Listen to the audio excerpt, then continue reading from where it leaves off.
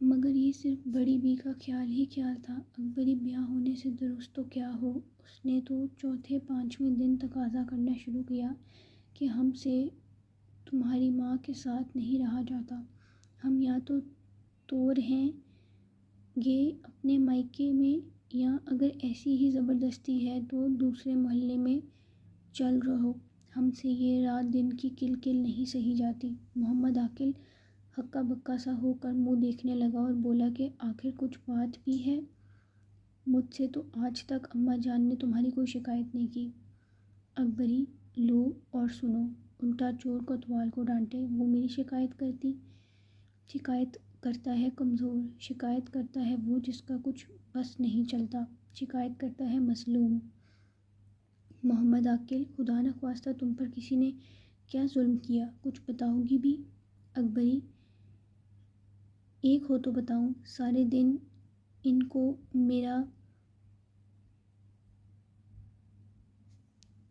محمد عاقل، تم نے کچھ معلوم بھی کیا کہ کیا چاہتی ہیں؟ اکبری، چاہتی کیا ہیں؟ میرے پاس کسی کے آنے اور بیٹھنے تک کی روادار نہیں، تیوی تو ان کی میں جانتی ہوں، خدا نے چڑھی ہوئی بنائی ہے، مگر آج تو انہوں نے جینا اور زلفن اور رحمت اور سلامتی منہ در منہ سب کی فصیحی کی۔ محمد کامل عاقل، تو ان لڑکیوں کا کچھ حل بھی معلوم ہے؟ چنیا تو بھٹیاری ہے، زلفن شاید بخشو کلی گر کی کوئی ہے، رحمت سکنی ہے، اور اس کالی کلوٹی سلامتی کو میں نے اکثر مولن کنجڑے کی دکان پر دیکھا ہے، میں سمجھتا ہوں ضرور اس کی بیٹی ہوگی، مولن سے اس کا نقشہ بھی ملتا ہوا ہے۔ بھلا پھر یہ لوگ اس قابل ہیں کہ تم ان کو اپنی سہیلیاں بناؤ؟ محلے کے بھلے آدمی سنیں گے تو کیا کہیں گے؟ غریب ہونا کچھ عیب کی بات نہیں، مگر ایسے لوگوں کی عادتیں اچھی نہیں ہوتی، اسی خیال سے والدہ نے ان لڑکیوں کے آنے کی ممانعت کی ہوگی، سو یہ تو کوئی برا ماننے کی بات نہیں۔ اکبری، بس تم ماں بیٹوں کی مرضی تو مجھے قید میں ڈالنے کی ہے، سارے دن کے لیے چپ بیٹھے بیٹھے آدمی کا دم گھٹ جائے۔ نوج محمد عاقل، اکیلی کیوں بیٹھو؟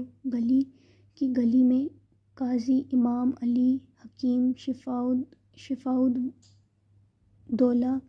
منشی ممتاز احمد، مولوی روح اللہ، میر حسن رضائی آگائی صاحب وغیرہ کوڑیوں اشراف بھرے پڑے ہیں،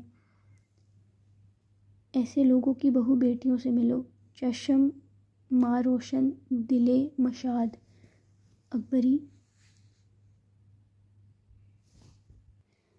اکبری، ان سے ملے میری جوتی، ان سے ملے میری بلا، تم بھی وہی ہماری اماں جیسی ہائی لائے، وہ بھی بہت میرے پیچھے پڑی رہا کرتی تھیں کہ منہیاری کی بیٹی بنوں سے ملو، بنوں سے نہ مل، وہ بنی ہوئی تھی میری سہیلی، بھلا اسے کیسے نہ ملتی؟ اماں کی ضد میں نے بنوں کے ساتھ ایک چھوڑ دو گڑیوں کے بیاہ کیے، اور اماں سے چرا چرا کر اناج اور پیسے اور کپڑے اور کوڑیاں، اتنی چیزیں بنوں کو دیں کہ اماں بھی زچ ہو گئیں۔ نانی اماں کے ڈر کے مارے مارتی تو کیا، بتیرہ کوستی تھیں، برا بھلا کہتی تھیں، مگر ہم نے بنوں سے ملنا نہ چھوڑا۔ محمد عاقل نے کہا، تم نے بہت جھک مارا۔ یہ سن کر وہ احمق عورت بولی، دیکھو خدا کی قسم میں نے کہہ دیا ہے، مجھ سے زبان سنبھال کر بولا کرو، نہیں پیٹ پیٹ کر اپنا خون کر ڈالوں گی۔ یہ کہہ کر وہ رونے لگی اور اپنے ماں باپ کو کوسنا شروع کیا۔ الہی، اس ماں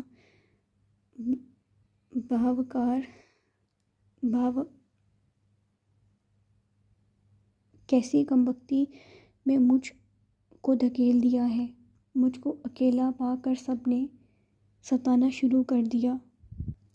الہی، میں مر جاؤں، میرا جنازہ نکلے، اور غصے کے مارے پان کھانے کی پٹاری جو چارپائی پر رکھی تھی لات مار کر گرا دی۔ تمام کٹھا چونا توشک پر گرا، اونی دریس کا لحاف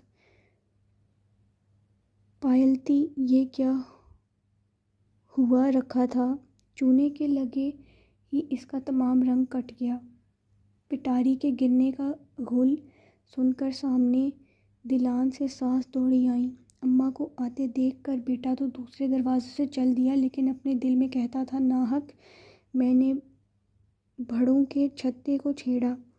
ساس نے آ کر دیکھا تو 4 پیسے کا کتھا جو کل چھان پکا کر کھلیا میں بھر دیا تھا سب گر پڑا ہے، توشک کتھے میں لت پت ہے۔ آتے ہی ساس نے بہو کو گلے سے لگا لیا اور اپنے بیٹے کو ناحق بہت کچھ برا بھلا کہا۔ اتنی دل جوئی کا سہارا اونگتے کو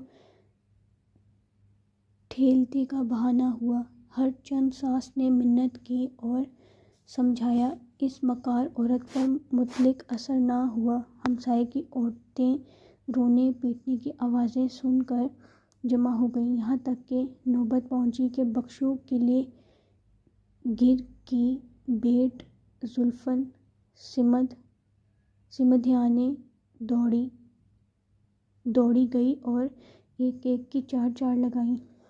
نانی نے بہتر تدبیریوں نے تو اکبری کو غارت ہی کیا تھا، نہ اچھی طرح پوچھا نہ گچھا، سنتے کے ساتھ ڈولی پر چڑھ آ پہنچیں۔ بہت کچھ لڑیں جھگڑیں، آخر اکبری کو اپنے ساتھ لے گئیں۔ اکبری کی شرارتیں، پھور پن، تمک اور بد مزاجیاں، اس کا پھر عین عید کے دن بے لطفی سے چلا جانا۔